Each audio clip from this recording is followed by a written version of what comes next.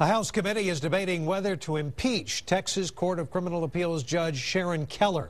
Central to the arguments, the day in 2007 she refused to keep her office open late so a lawyer could file an appeal for a man on Texas death row. KXAN political reporter Jenny Hoff tells us how some family members of death row inmates are pushing for that impeachment. The allegations against in a room full of reporters listening to a debate about Judge Sharon Keller sits Terry Bean, a woman whose brother sits on death row, awaiting his fate. Now my brother still faces execution. His sentence wasn't commuted, and so I'm fighting for my brother for the future because he could fall under her, and I don't want that. Bean and other family members of death row inmates are fighting for a resolution to impeach Keller.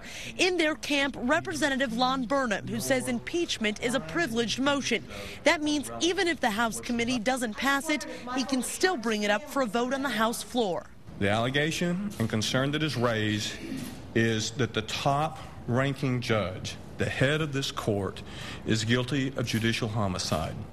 Keller has a court hearing in August on her decision to close her office despite Michael Richard's appeal hours before his execution.